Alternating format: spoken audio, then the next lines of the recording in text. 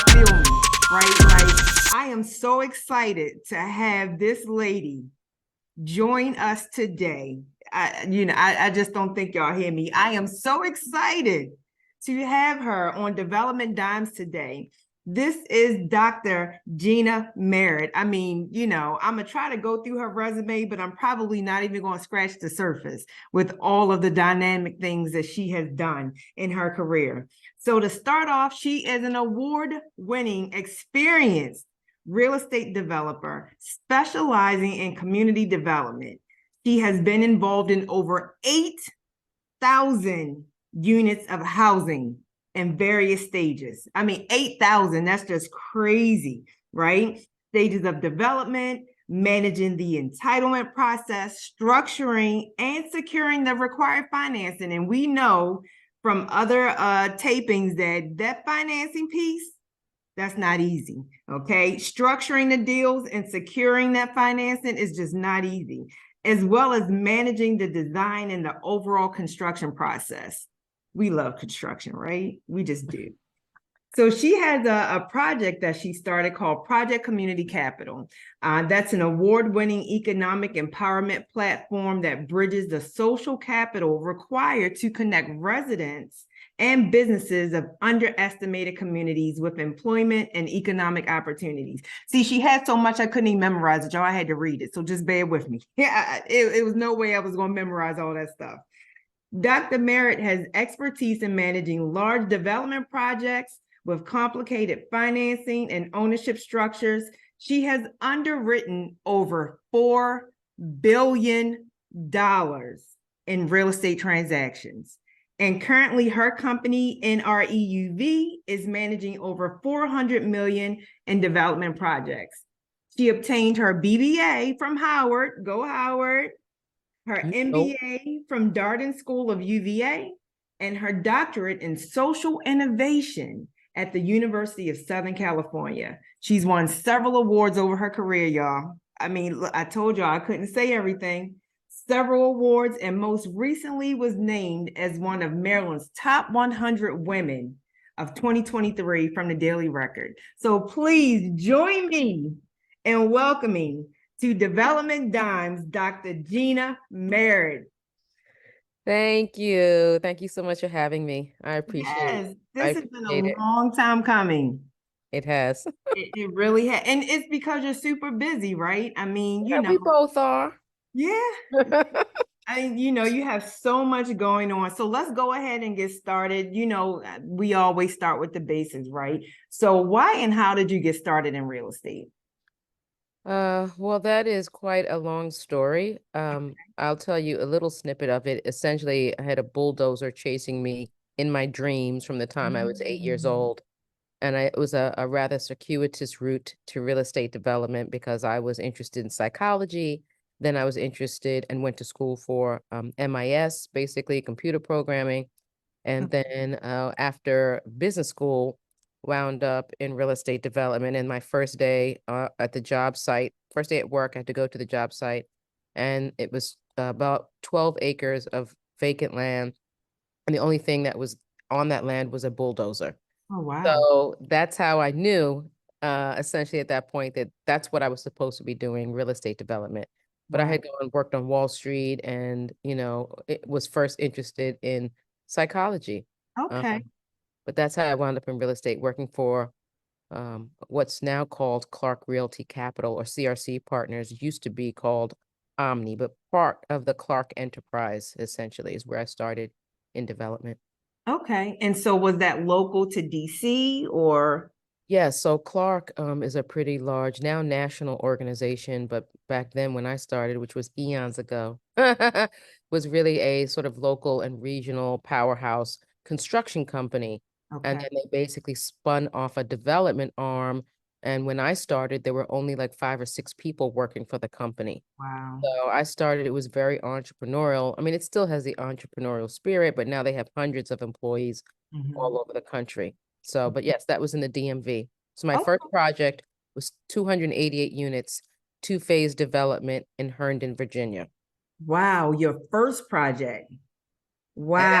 That's been a challenge too, to have started your career doing large developments like Yeah. that, and then to try to go into business on your own, Hmm.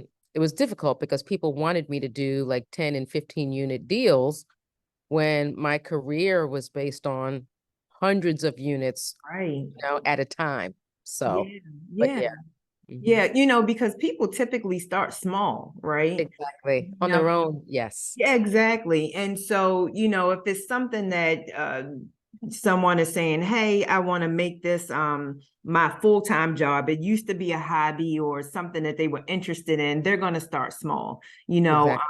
I remember when I was a lender, a lot of the clients that came to me, it was, hey, I want to buy this townhouse and convert that into something, or this commercial space. I'm just going to kind of keep it as it is, but just, so to come in already at 200 plus units, that's crazy, but that's amazing, because to get that type of experience right out the gate, people work up to that.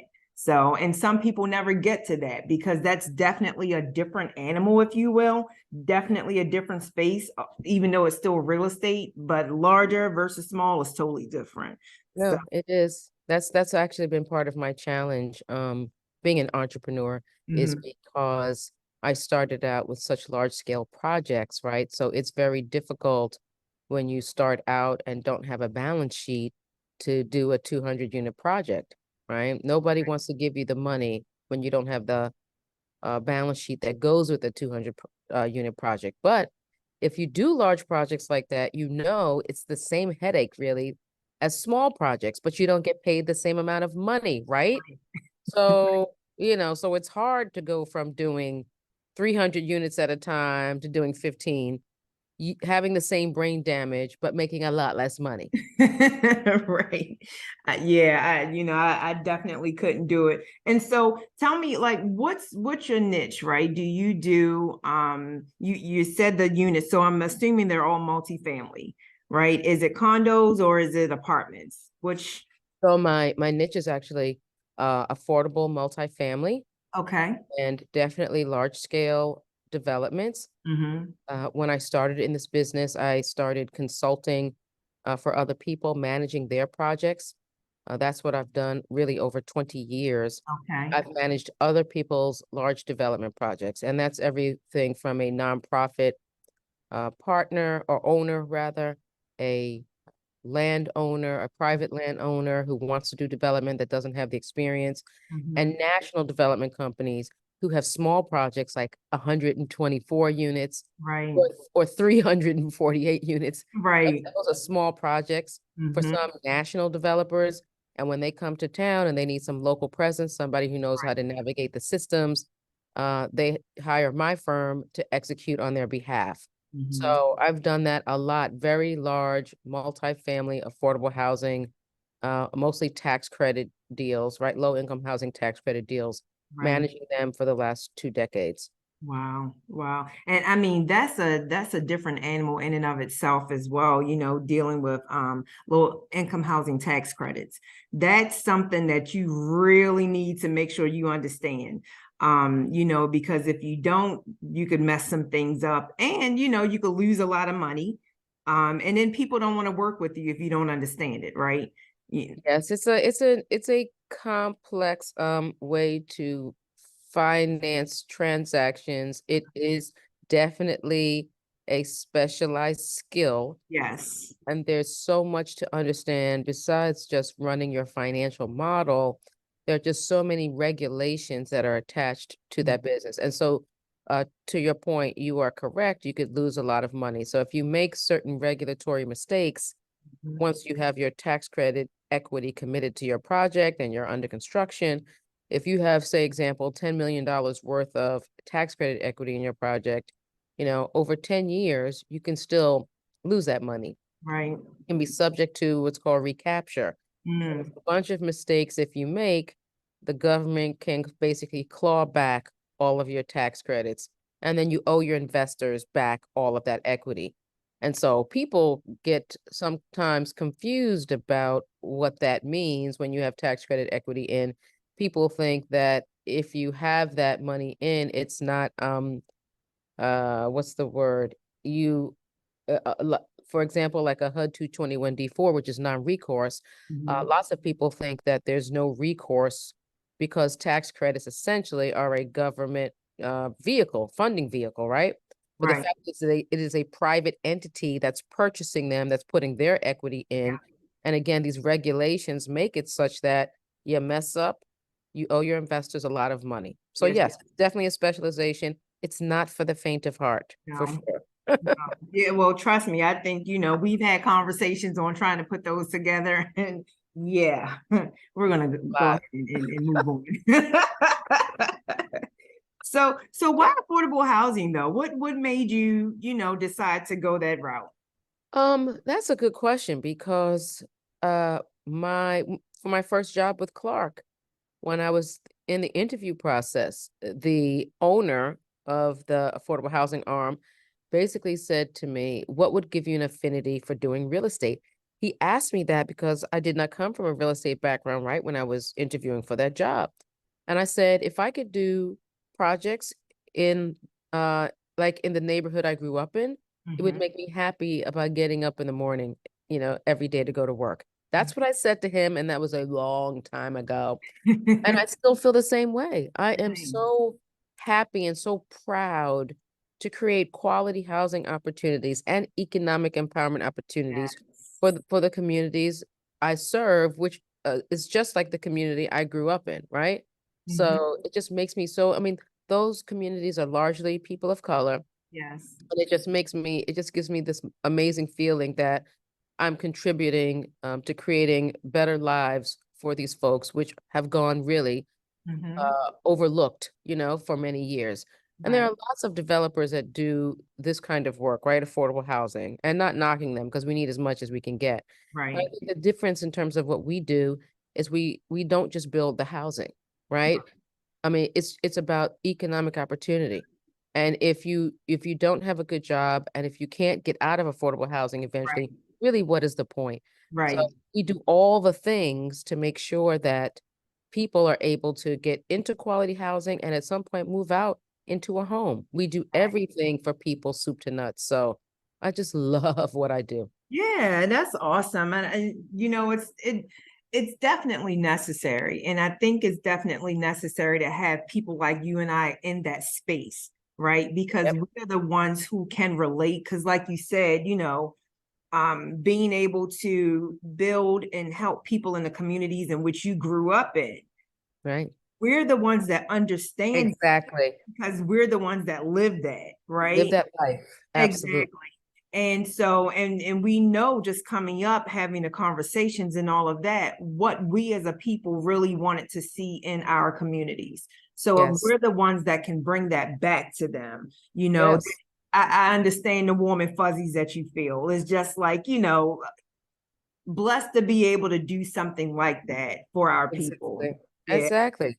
And Yeah. I usually go in and ask folks, what do they want to see, right, in their community? Because I don't have to live there, right? I lived in Right. a community like that, but I'm not living in these communities now. And Yeah. so I want to bring my resources, but I want to bring the things that people desire.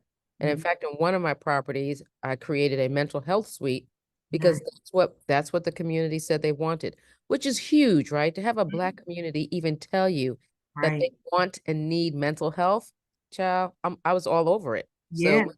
we took a unit and converted it into a mental health suite. It's awesome. That is awesome. I mean, well, because we know, like they say now it's not like that, but it used to be where we just did not talk about mental health in our Right. community.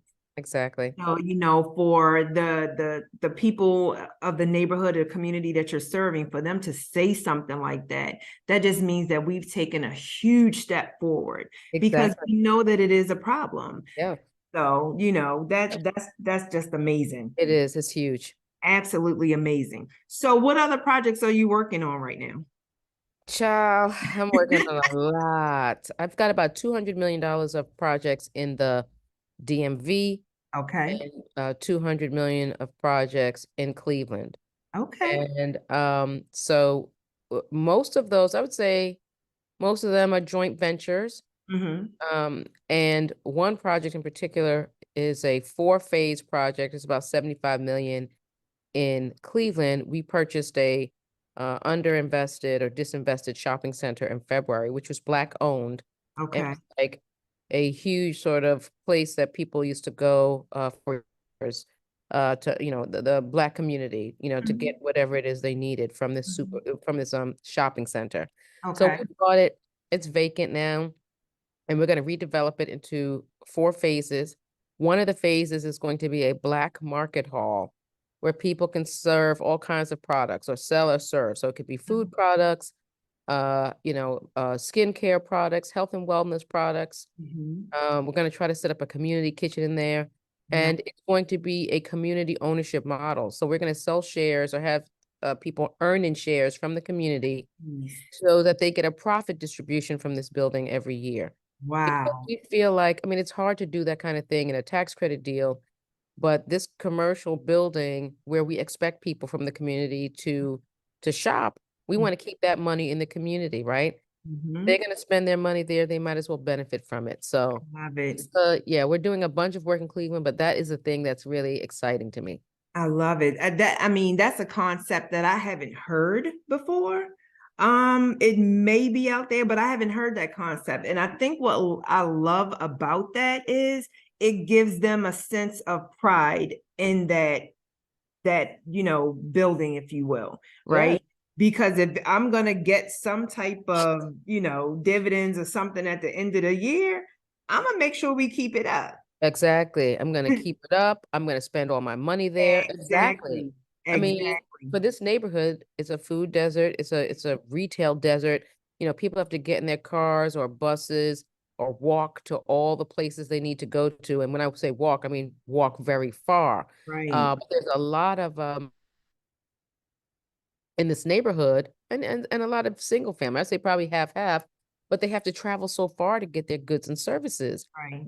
And the places that they're going aren't necessarily Black owned. Mm. So, and certainly aren't giving them any money back.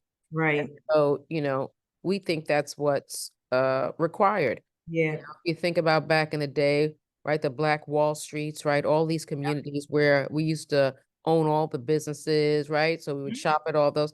That doesn't exist a lot anymore, not like Right. it used to, right? Back in the 50s. So we want to create that environment for this neighborhood. It's called Huff in Cleveland. And Okay. Huff was actually destroyed by the riots in the 60s, Mm. civil unrest, all over the country. And we want to help to restore it basically to its former glory. Nice. I love that. It's funny because, I tell everybody that how I got started in real estate, I was young too. I used to always draw strip malls when I was in elementary school. Yeah. How cute. How I used to, cute. yeah, I did. I used to draw my little strip malls, and I mean, they were basic, but I would get my little ruler out, and I'm like, I'm gonna own a shopping center one day. And my Oh, whole premise was to not only just own it, but I wanted to have a store because I love fashion.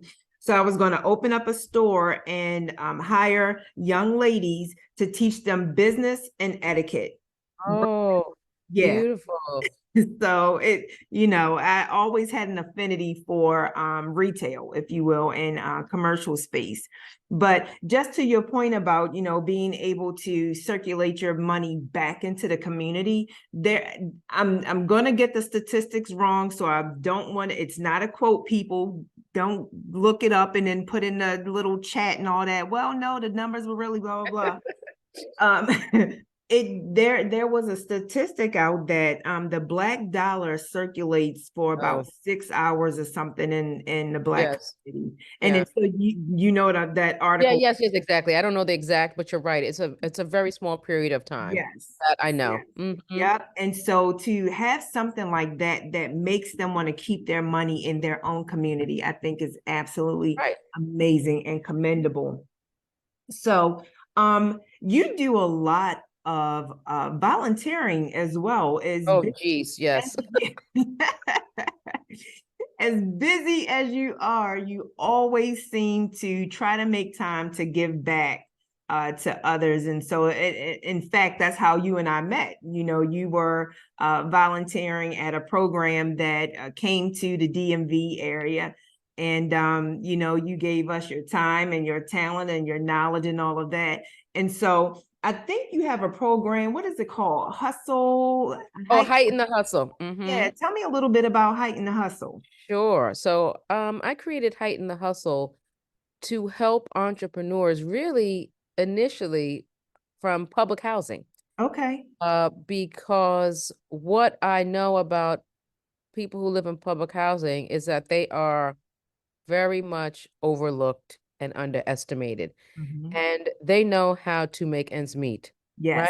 Yes. So Yep. a lot of folks in public housing have their own businesses. Mhm. And especially during COVID, when, these folks had employment that they were working in that completely shut down during that time. So lots of folks I met sort of post COVID, I found out started all kinds of businesses during COVID to help take care of themselves and their families.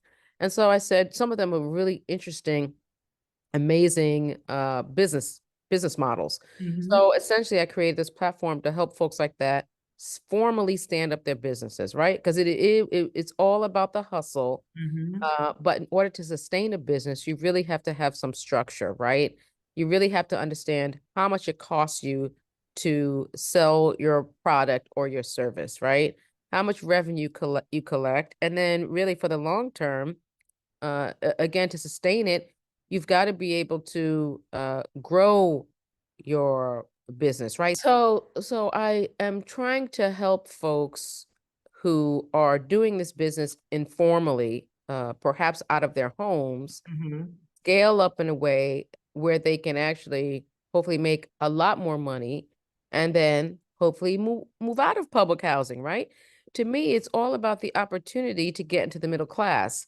And I tried to figure out where people are today and help them to the next level. And Mhm. so Heighten the Hustle is just that. It's to help small businesses that folks are doing in the community and help them to the next level.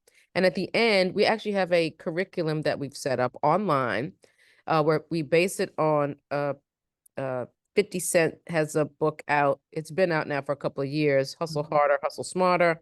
Right. So our curriculum is based on that. Okay. And at the end of the program, a business owner would get $5,000 to $15,000 to help them scale up their businesses, right? Or take them to the next level. But we help them incorporate, we help them market. And then, really, at the end of the day, what we're trying to do is leverage our social capital. That's Mhm. what all of our economic empowerment is about. We bridge social capital. So, just like you met me in that EDI program, you Mhm. get access to a lot of folks because you're connected with that network. The Right. people that we serve don't have the same level of network I have. Mhm. So basically, I go help them set up their businesses. Then I help them get contracts with my network because I have a lot of friends who are business owners. I have a lot of contacts with government agencies. So I'm essentially helping folks stand up their business and then use my network to help them grow. Man, that's awesome. I mean, that's just so commendable because I think you know, sometimes when people get to a certain level, they want to kind of say like, I worked hard for this, now you work hard for it, you figure, Oh, yes, child. I've seen that plenty of times. you know, People have and done that to me. yeah, and that's crazy because if we can Mhm. figure out how to work together, we can get there faster, right? Listen, that's what the dominant culture has been doing Yep. for hundreds of years. Yes. Why they got the money they got. I mean, they help each Yep. other out. They have each other's backs, and we Yes. need to do that more so Yes. all of us can get to that place. Exactly, exactly. And you know, and I that's the blessing in this network that we all have built, right? You know, we have come across some great people who have helped us along the way in some way, shape, or form. And to be able to pay it forward is to me is just a absolutely it's a great feeling. And so let's pivot back to real estate, and I know it's different for you because you started doing large development versus smaller development, but what advice would you give another young girl or woman who says, you know what, that's what I've been wanting to do.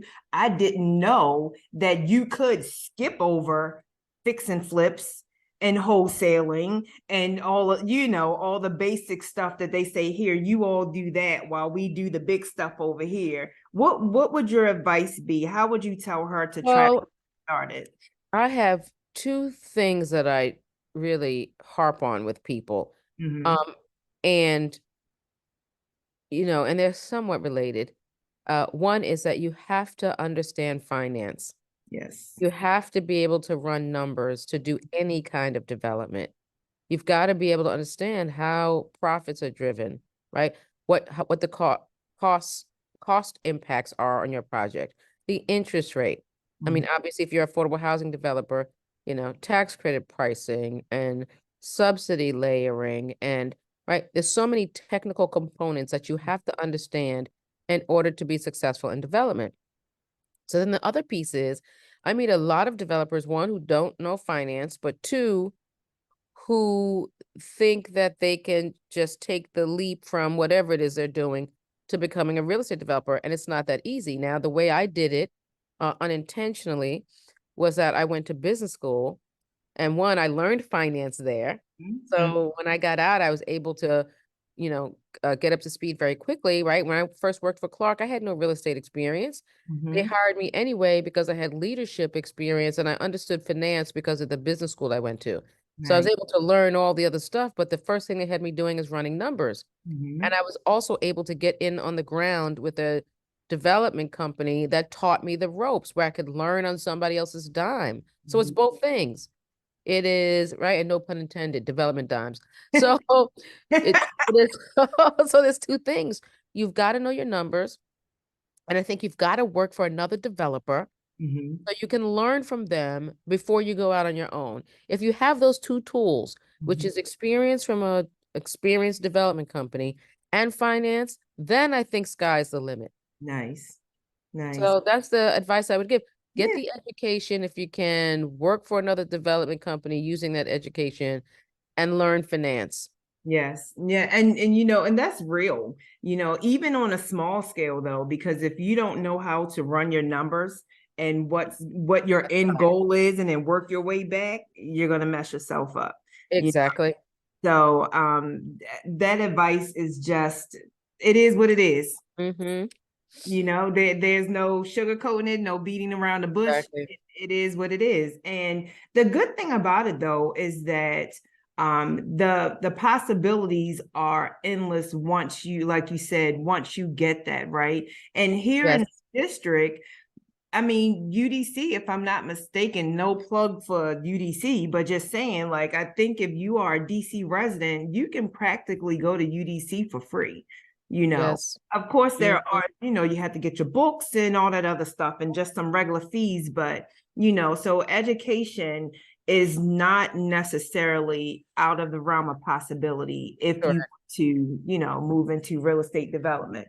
Exactly. So, that was honestly, I think it was just a pleasure having you on. Thank you. There were so many things that you talked about that I wanted to dive deeper into, but that would probably take us like a whole nother hour or so. So we'll Specifically, do it another time. Let's do a part two 6 months from yeah, now.